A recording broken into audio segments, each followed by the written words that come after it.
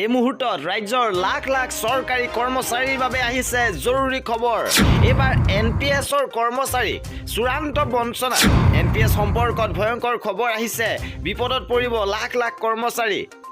NPS কৰ্মচাৰী চূড়ান্ত বঞ্চনা। চৰকাৰৰ কৰ্মচাৰীৰ পৰা পেঞ্চনৰ নামত কাটি ৰখা 70.76% ধন দিয়া নাই জমা।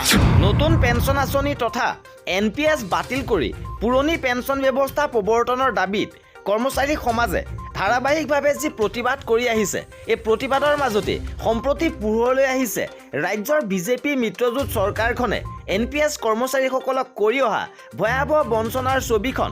বিপদাসম্পন্ন ভৱিষ্যতৰ আশংকাত এফালে কৰ্মচাৰী সমাজে নতুন পেঞ্চন আঁচনি বাতিলৰ দাবীত ৰাজপথলৈ ওলাবলগীয়া হৈছে, আৰু ইয়াৰ বিপৰীতে ৰাজ্য চৰকাৰে NPS কৰ্মচাৰীসকলৰ পেঞ্চনৰ বাবদ নেশ্যনেল ছিকিউৰিটি ডিপজিটৰী লিমিটেড আদায় দিবলগীয়া ধনৰাশি সময়মতে আদায় দিয়া নাই।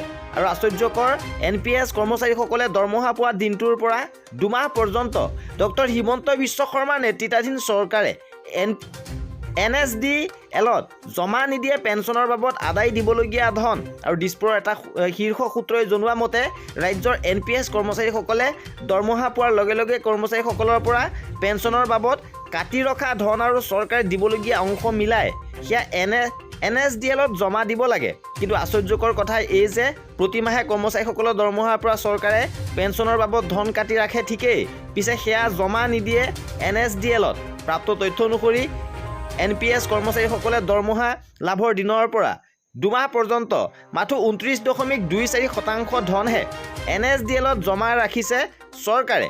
উদাহৰণস্বৰূপে কৰ্মচাৰী এজনৰ পেঞ্চনৰ বাবদ যদি চৰকাৰে মাহে 100 টকাকৈ NSDLত জমা দিব লাগে, তেন্তে দুমাহৰ ভিতৰত তাৰ মাথো 29.24 টকাহে জমা দিছে। অৰ্থাৎ দুমাহ পৰ্যন্ত 70.76 টকা চৰকাৰখনে নিজৰ লগত ৰাখিছে।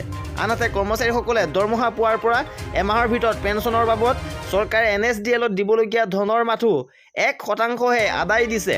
আৰু একেদৰে 7 দিনৰ ভিতৰত চৰকাৰে এটকাও জমা দিয়া নাই NSDLত। আৰু চৰকাৰে সময়মতে ধন জমা নিদিয়াৰ বাবে NPS কৰ্মচাৰীসকলে বজাৰৰ পৰা পাবলগীয়া লাভাংশৰ পৰাও বঞ্চিত হ'বলগীয়া হৈছে। ইপিনে মন কৰিবলগীয়া যে নতুন পেঞ্চন আঁচনিৰ দ্বাৰা চৰকাৰে কৰ্মচাৰীসকলক ভয়াৱহ ভৱিষ্যতৰ ফালে ঠেলি দিয়া বুলি অভিযোগ উত্থাপন হৈ আহিছে। আৰু এনে প্ৰেক্ষাপটতে দেশজুৰি কৰ্মচাৰী সমাজে নতুন পেঞ্চন আঁচনিৰ বিৰুদ্ধে তথা পুৰণি পেঞ্চন ব্যৱস্থা প্ৰণয়নৰ দাবীত আন্দোলন কৰি আহিছে। NPS কৰ্মচাৰীসকলে অৱসৰ গ্ৰহণৰ পিছত পেঞ্চনৰ নামত 500 পৰা 1000 টকা লাভ কৰাৰ তথ্যও প্ৰকাশ পাই আহিছে। আৰু এনে প্ৰেক্ষাপটতে কংগ্ৰেছ শাসিত ৰাজ্যসমূহক NPS বাতিল কৰি পুৰণি পেঞ্চন আঁচনি প্ৰৱৰ্তন কৰা হৈছে। কিন্তু কেন্দ্ৰীয় চৰকাৰৰ লগতে বিজেপি শাসিত ৰাজ্যৰ চৰকাৰসমূহে এই ক্ষেত্ৰত নীৰৱ। NPSৰ প্ৰৱৰ্তনৰ ক্ষেত্ৰত বিজেপি যেন বদ্ধপৰিকৰ। NPS প্ৰৱৰ্তনৰ ক্ষেত্ৰত বিজেপি যেন বদ্ধপৰিকৰ। ইয়াক লৈ সৰ্বত্ৰে ব্যাপক প্ৰতিক্ৰিয়া অব্যাহত থকাৰ সময়তে অসমৰ বিজেপি মিত্ৰজোঁট চৰকাৰে NPS কৰ্মচাৰীসকলৰ পৰা পেঞ্চনৰ বাবদ কাটি ৰখা ধনো সময়মতে NSDLত জমা নিদিয়াৰ ঘটনাই বিশেষভাৱে লক্ষণীয় হৈ পৰিছে।